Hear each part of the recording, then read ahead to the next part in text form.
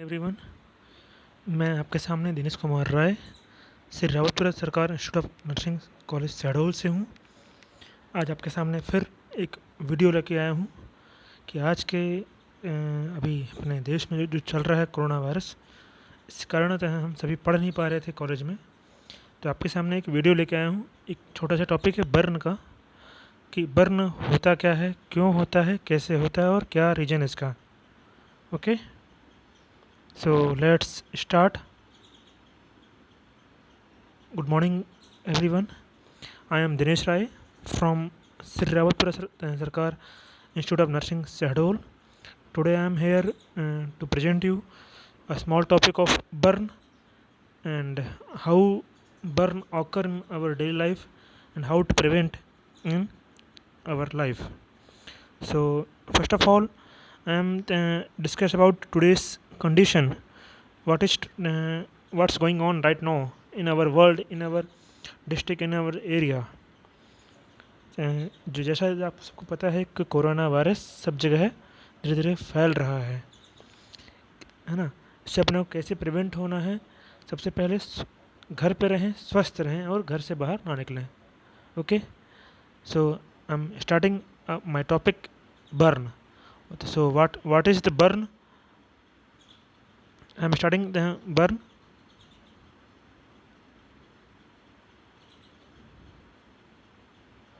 So everyone, please be listen my topic burn.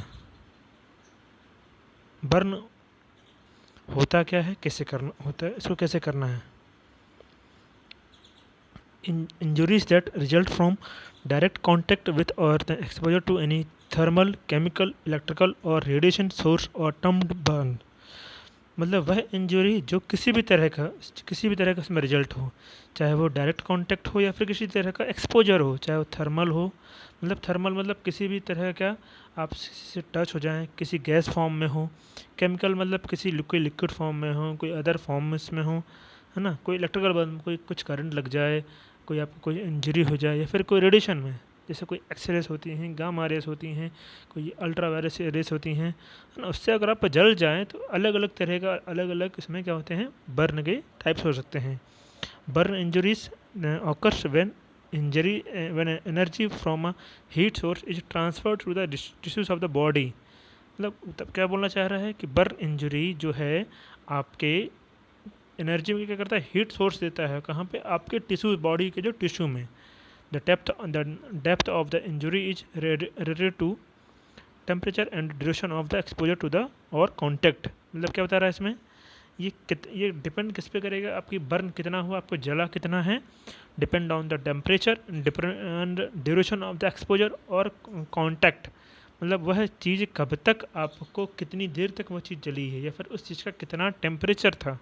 Okay, then after burn care has improved recent decades. जैसा कि आप जानते हैं कि हमारे आज के मौजूदा हालत में दिन पे दिन हमारा जो बर्न का जो केयर है, बर्न का जो प्रिवेंशन है, दिन पे दिन अब और अच्छा होता जा रहा है, resulting in a lower mortality for victims. Burn inquiries dedicated from burn centers have been established in which multidisciplinary burn team members work together to care for the burn client and family. मतलब हम क्या हुआ, हम हमारी एक team बन गई, हमने क्या कर रखा है, उसको एक प्रॉपर आइसोलेशन दे रखा है, एक उसका एक प्रॉपर स्टाफ बना रखा है, उसके लिए हमने एक प्रॉपर एक रूम बना रखा है, आईसीयू बना रखा है। पहले जो हमारे पास पहले इतनी सुविधा नहीं थी।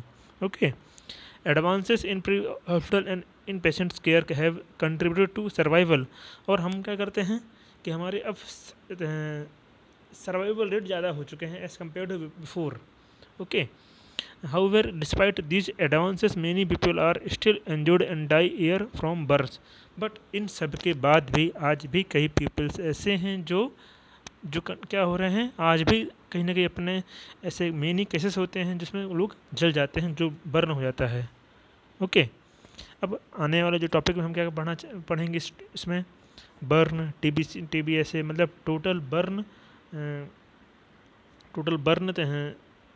सरफेस एरिया, फ्लूड, है ना। रिसस्टेशन, हाइपोवोलेमिया क्या होता है, हाइपरकेलेमिया, मतलब इनके इस बर्न में हम क्या क्या पढ़ने जा रहे हैं। Okay, so first of all we seen in definition. Okay, definition क्या होता है अकॉर्डिंग टू मेडिकल डिक्शनरी, क्या बोल रहा है, burns are injuries to tissues caused by heat, friction, electricity, radiation और केमिकल्स। मतलब बर्न कैसे हो सकता है, बर्न से चाहे वो किसी भी तरह हो सकती है इंजरी से, चाहे वो हीट हो या चाहे फ्रिक्शन, मतलब किसी से रगड़ होना, मतलब आप कोई चीज़ रगड़े, बार बार रगड़े आपको क्या होगा, उसके आपको बर्न हो सकता है।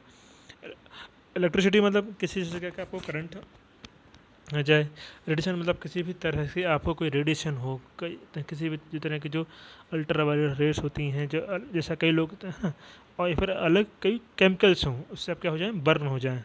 या फिर सेकंड डेफिनेशन क्या है according to Barbara, any traumatic injury caused by the direct contact और the exposure to thermal, chemical, electrical और रेडिएशन सोर्स और टर्म्ड बर्न्स।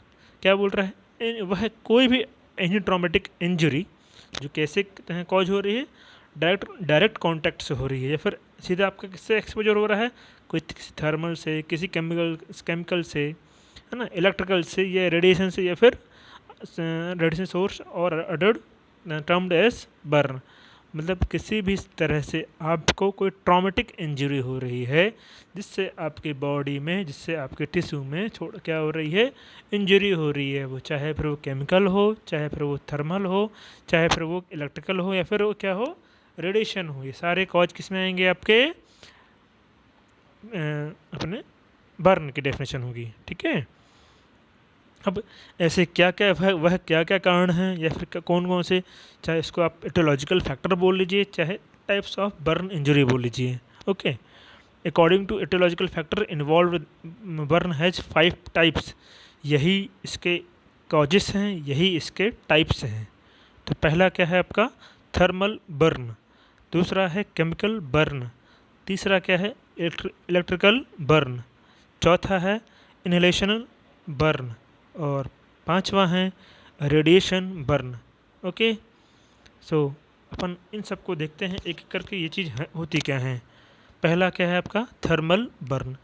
थर्मल बर्न मतलब क्या होता है, इट रिजल्ट्स फ्रॉम एक्सपोजर और an to an explosive flash और flame और from contact with a hot sub object, liquid, semi liquid, और क्या हो सकता है ना, कि मतलब इसका जो आपका एक्सप्लोजिव फ्लैश हो, मतलब आपको किसी से, आप जैसे कोई गर्म पानी का भाप आपको हो जाए, या फिर आप किसी गर्म पानी से जल जाएं, है ना, या फिर आपको कोई जो वेपर्स होते हैं उससे आपका डायरेक्ट कांटेक्ट हो जाए, तो इसमें पहला क्या होगा आपका, थर्मल बर्न। थर्मल बर्न का सबसे अच्छा एग्जांपल क्या है, आप क्या कि आप फॉर एग्जांपल आप किसी गर्म पानी के खौलते पानी में उसकी भाप, आप कुछ ऐसा उस पर हाथ लगा दें, तो आप उसकी जो आपकी जो स्किन की जो सुपरफिशियल जो लेयर होती है वो क्या हो जाती है, बर्न हो जाती है। Then second one, chemical burn. Chemical burn क्या होता है, किसी क्रीम से हो सकता है, या फिर किसी लिक्विड से हो सकता है, किसी का रिएक्शन हो सकता है, या फिर किसी, है ना, इट रिजल्ट्स व्हेन टिश्यूज और skin comes in contact with strong alkali acid और organic compounds, its severity depends on type and time of exposure to agent, है ना। अब कोई आपने क्या, कोई स्ट्रॉन्ग कोई एसिड डाल दिया आपके शरीर में, बॉडी टिश्यू में, या फिर कोई स्ट्रॉन्ग का डाल दिया, अल्कलाई, है ना, उससे क्या हुआ, आपके जो टिश्यू में क्या हो गया, टिश्यू बर्न हो गया। ओके, फिर देन थर्ड आता है आपका electrical burn. It results due to contact with electrical current, मतलब आपके जो आपने देखा होगा जो हमारे घरों में जो करंट होता है, अब उससे क्या कई बार हम क्या हो जाए, बर्न हो जाए, उससे हमको इंजरी हो जाए। Injury is caused due to heat generated when current passes through the body tissues. Electrical injuries are the most severe at contact sites and at sites of current etching. मतलब क्या बोल रहा है कि यह वह करंट जो हमको कैसे हो जाए, हमारे इलेक्ट्रिकल करंट से हो जाए, ठीक है, हमारे जो डीप टिश्यू में इसको क्या हो जाए, इसको कॉज हो जाए, इसको बोलते हैं electrical current. Then fourth one है इनहेलेशन बर्न। मतलब पहला इनहेलेशन मतलब कुछ इनहेल करना, कुछ चीज़ से अपन सांस by with the help of respiration हम क्या चीज़ को अंदर ले लें, ठीक है। इसमें दो टाइप से आपके आएंगे, पहला है को पॉइजनिंग, दूसरा है direct injury to respiratory tract. पहला क्या है को पॉइजनिंग में, this occurs mainly in closed space for accidents, है ना। Haemoglobin has 200 times more affinity to bind with carbon monoxides than oxygen, which increases the level of carboxyhemoglobin, causing central nervous system dysfunction। मतलब इसमें क्या बोलना चाह रहा है ये आपका, जब कभी this occurs mainly in closed space fire accidents, जहाँ पर बहुत सघन चीज जगहों में, कई बार देखा होगा जब आपके यहाँ जब बिल्डिंग्स में जब आग लग जाती है, या फिर कई जगह जहाँ पे बहुत कम स्पेस होते हैं, जैसे बैंक्स हुए, बिल्डिंग्स हुई, स्कूल्स हुए, है ना, वहाँ पे क्या होता है, वहाँ बहुत जगह कम होती है, ठीक है। तो वहाँ पे क्या होता है, हमारा जो हीमोग्लोबिन्स है हमारा उसकी जो एफिनिटी होती है, जिसकी जो कैपेचर जो साथ में चलने की उसकी जो कैपेसिटी होती है वो क्या होती है, बाइंड किससे कर लेता है, जैसे जनरली बाइंड किससे होता है, ऑक्सीजन से। बट इन दैट केस जब हमारा क्या होता है, हमारी इन्वायरमेंट में क्या ज़्यादा होता है, कार्बन मोनोऑक्साइड, तो किससे हो बाइंड होता है, वो हमारा जो हीमोग्लोबिन है बाइंड किससे होता है, कार्बन मोनोऑक्साइड से, ठीक है। विच इंक्रीजेज द लेवल ऑफ, हमें बॉडी में क्या ज़्यादा हो जाता है फिर, कार्बन ऑक्सी हीमोग्लोबिन, ठीक है। उससे क्या होता है, उससे हमारी बॉडी जो हमारा जो सेंट्रल नर्वस सिस्टम होता है उसमें क्या होता है, उसमें डिसफंक्शन होता है, उसको वो ऑटोमेटिक क्या होगा, उसमें ऑक्सीजन कम पहुंचेगा, उससे क्या होगा, वो धीरे धीरे उसके जो थिंकिंग कैपेसिटी होती है ना, जो बाकी जो अदर एक्टिविटीज़ होती हैं वो धीरे धीरे क्या होंगी, कम होंगी, ठीक है। फिर दूसरा क्या है, direct injury to respiratory tract, मतलब it occurs due to inhalation of heated air affecting the layers of respiratory tract. मतलब क्या बोल रहा है, या फिर ऐसा वह रीजन जिस बाई द हेल्प ऑफ, जैसे अपन कई बार स्मोकिंग कर रहे हैं या फिर कोई अदर कुछ चीज़ को अपन ने इनहेल कर लिया है, ठीक है, तो उससे क्या हमारे जो रेस्पिरेटरी जो लेयर्स उसमें क्या उसने करा, इससे डायरेक्ट अटैक करा, ओके। फिर इन the last, radiation burn, it is a burn resulting from an exposure to radiational source, example sunburn, ionizing radiation used in industries, exposure to radiation in nuclear accidents, ठीक है। जैसे कई बार आपने देखा होगा Bhopal gas कांड, ठीक है, और अदर जो चीज़ें होंगी, कई बार हम जैसे कई लोग ऐसा होता है कि ज़्यादा धूप, बहुत देर तक धूप में खड़े रहें तो उनको क्या होता है, सनबर्न हो जाता है, ठीक है। अलग अलग इंडस्ट्री से जो धुआं निकलता है उससे भी लोगों को देखा होगा, कई लोगों को क्या होता है, अलग अलग रेडिएशन बर्न हो जाता है। तो ये सारे टाइप्स थे किसके, बर्न के। पहला कौन कौन सा बोलिए, पहला था अपना केमिकल बर्न, पहला केमिकल बर्न, ओके, पहला थर्मल बर्न, दूसरा केमिकल बर्न, तीसरा इलेक्ट्रिकल बर्न, चौथा इनहेलेशन बर्न, पांचवा रेडिएशन बर्न, ओके। देन अब इसमें आ गए हम, ये आपके सब क्या थे, यही इटियोलॉजिकल फैक्टर थे और यही टाइप्स ऑफ बर्न थे। अब हमारा नेक्स्ट टॉपिक है क्लासिफिकेशन ऑफ बर्न इंजरी। हम कैसे तय करेंगे कि हमारी बर्न इंजरी कितनी है, कितनी उसकी डेप्थ है, कितना उसका साइज है, ठीक है। Burn are classified according to the different parameters related to burn injury. पहला अकॉर्डिंग टू द डेप्थ, कि कितनी गहराई तक वह जला है। दूसरा according to size of burn area, मतलब वह जो बर्न है हमारा कितने एरिया में है, उसका जो साइज है, जो बर्न का जो बर्न कितने एरिया में जला है ना। फिर तीसरा क्या है, अकॉर्डिंग टू सीवियरिटी मतलब क्या है, कितना सीवियर कितना है ना, कितना ज़्यादा, अकॉर्डिंग टू कितना ज़्यादा सीवियर कितना है, ठीक है। देन फर्स्ट क्या बोल रहा है, the greater the depth of tissue the more severe is the injury considered. Burn depth is directly related to the temperature of burning agent and duration of contact with body tissue, ठीक है। ये क्या बोल रहा है, पहला तो समझो इसको बोल क्या रखा है, ये बोल रहा है कि डिपेंडिंग ऑन द डेप्थ, कि कितनी डेप्थ में था, है ना, कितना डेप्थ मतलब कितनी गहराई में आपका बर्न हुआ है। बिलो 112 फ़ारेनहाइट या फिर 44.4 degree Celsius, no local damage unless exposed for a long time.